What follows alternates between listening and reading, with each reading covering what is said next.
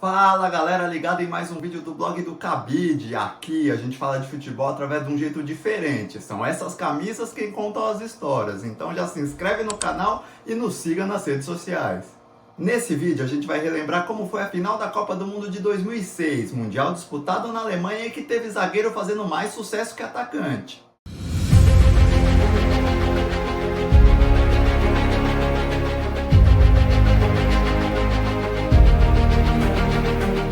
Foi o tetracampeonato italiano vencido na raça e na vontade, com o coração na ponta da chuteira, mas também teve momentos de brilhantismo. Então vamos relembrar como foi? Bora pro jogo e roda a vinheta!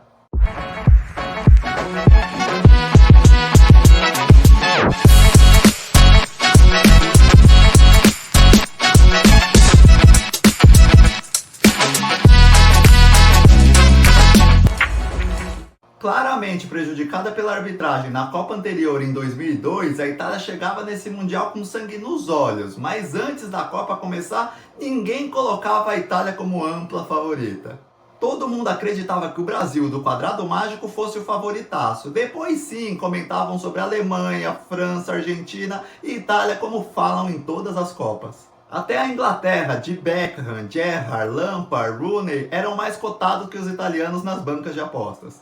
Mas cara, até chegar na final, essa seleção azurra tinha tomado apenas um gol no torneio. Sem contar que eles venceram a dona da casa, a Alemanha, na semifinal. Eles estavam com um sistema defensivo perfeito e em plena sintonia. Mano, eles já eram um time experiente, sem jovens promessas, todo mundo já cascudo, sabe? Já do outro lado, a França foi derrubando gigantes ao longo do caminho. Nas oitavas passou pela Espanha, de Xavi, Iniesta, Xabi Alonso, Sérgio Ramos, Puyol, Casillas, time base da Espanha que em 2010, na Copa seguinte, seria campeã e você conferiu aqui no canal. Já nas quartas de final, eles tiraram nada mais nada menos que a nossa seleção brasileira do quadrado mágico, que tinha Ronaldo Fenômeno, Ronaldinho Gaúcho, Kaká e Adriano, isso sem falar em Cafu, Roberto Carlos, Lúcio, Dida e companhia.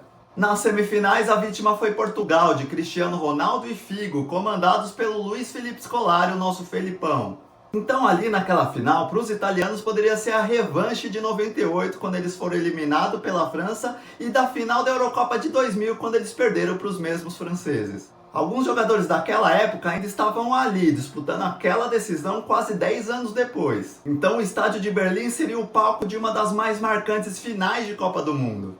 De um lado era a França, que tinha uma equipe fortíssima e tinha desbancado os grandes gigantes pelo caminho. Do outro lado, a Itália, com 3 títulos no peito e querendo ser a segunda seleção a chegar ao tetra. Mano, a real é que tinha tudo para ser um jogo histórico e foi. Logo de cara já aconteceu um dos grandes embates do jogo, Thierry Henry versus Fábio Cannavaro, e nesse lance o francês se deu mal. Ainda no comecinho do jogo, pênalti para a França. Malo dá avanço em direção ao gol e um dos caras que seria um dos heróis do jogo começava seu papel de protagonista como vilão. Materazzi derrubou o francês, penalidade indiscutível.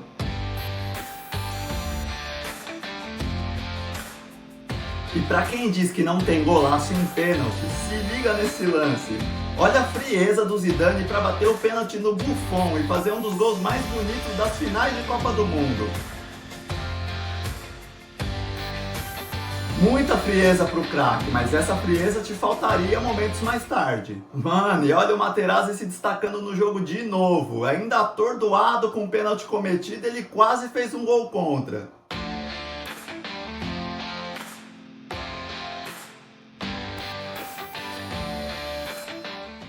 Mas a euforia francesa pelo bicampeonato não demorou muito. Aos 18 minutos, Camoranesi arranca um escanteio e Pirlo parece ter colocado a bola com as mãos na cabeça de Materazzi para empatar. Ele se redimia da partida e começava a entrar para a história.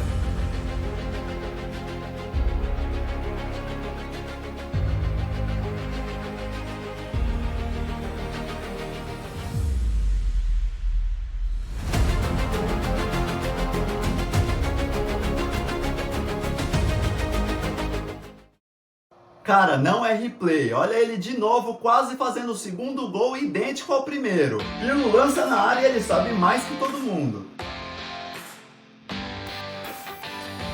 Minutos mais tarde, Gattuso encontra Luca Toni pronto para remate, mas Lilian Thuram impede o segundo gol da Azurra.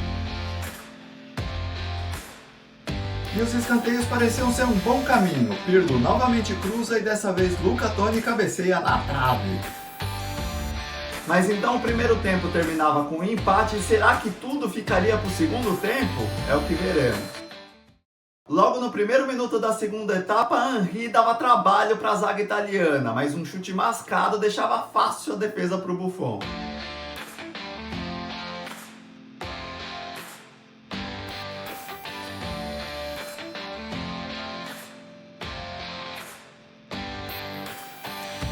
Então ele se move para a esquerda e em um belo lance ele tenta de tudo para o segundo gol francês, mas sem sucesso.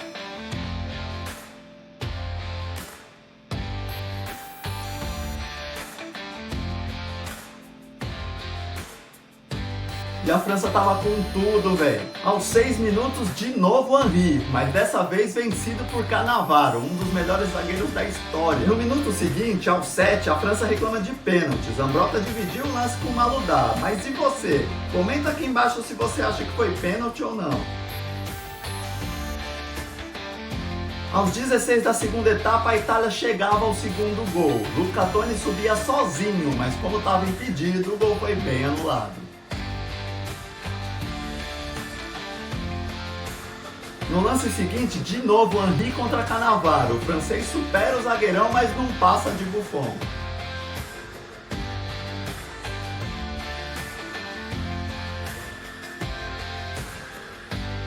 Pirlo, em grande fase, fazendo grande jogo, tentou de falta e foi por pouco, mas o goleirão Barthez estava no lance. Enquanto isso, Cannavaro tirava do jeito que vinha, de todas as formas, até de bicicleta ele chegou a afastar.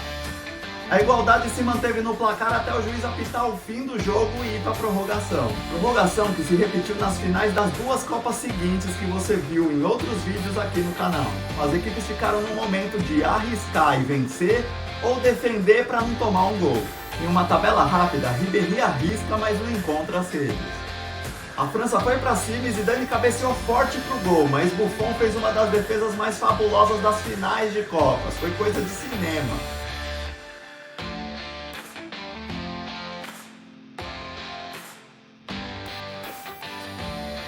Nesse lance, Zidane poderia ter sido, assim como foi em 98, o cara do gol do título francês, herói nacional, entraria para a eternidade do futebol, decidindo duas Copas com uma cabeçada. Mas ali, em 2006, não foi assim que ele usou a cabeça. Dessa vez ele usou para atingir um adversário, e esse adversário era Marco Materazzi, que segundo dizem por aí, provocou o genial camisa 10 falando da sua irmã. Era o fim da carreira do maior jogador francês da história. Um fim melancólico para quem perdeu a cabeça, sendo que usava tão bem os pés. Mas o jogo seguiu e o empate também. Seria a segunda vez na história que uma Copa seria decidida nos pênaltis, assim como foi Brasil e Itália em 94. Então a Itália tinha um trauma a vencer, porque nas Copas de 90, 94 e 98 eles perderam exatamente assim, nas penalidades. Era então uma verdadeira história de resiliência e drama, como estão acostumados os italianos. Com o coração na ponta das chuteiras, eles foram batendo um a um as suas cobranças. O primeiro foi Pirlo, pensativo, como sempre pensa em um jogo, abriu a decisão favorável para a Itália. O Wiltor também marcou o dele, empatando o placar. Materazzi, encerrando a sua fundamental participação naquela final, também marcou, botando a Itália na frente. Então era a vez de Trezeguet, o francês com raízes argentinas e com a camisa rasgada, teve a bola, o gol e Buffon pela frente. Tentando tirar do goleirão italiano, ele tirou até demais, a bola beijou o travessão e não entrou, alargando a vantagem italiana. De Rossi, sem pensar duas vezes, colocou no alto, longe do alcance de Barthez. A Itália se encaminhava para a glória final. Abidal fez o dele, mantendo vivas as esperanças da França.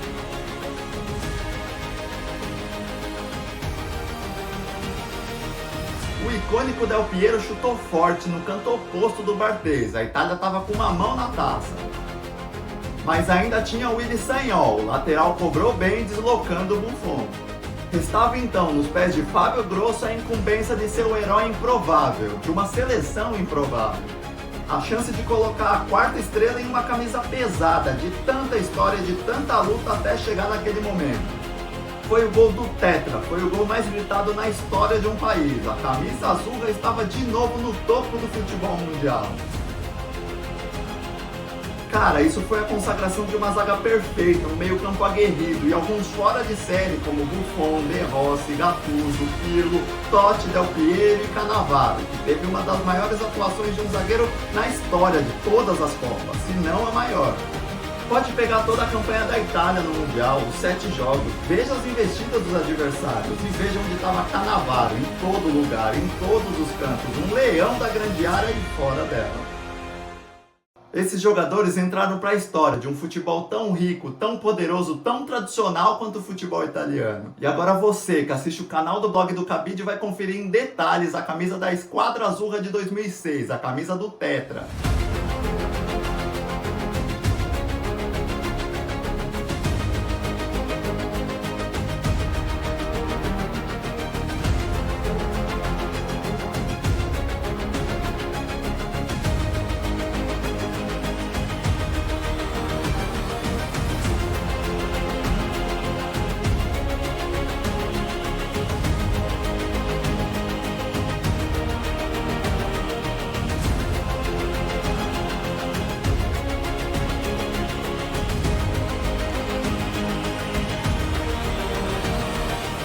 A partir dali, a Itália sofreu com gerações e gerações seguintes, ficando fora de várias Copas do Mundo. Mas isso é tema para um outro vídeo aqui no canal, porque agora eu vou partir pro abraço e te espero no próximo vídeo. Valeu!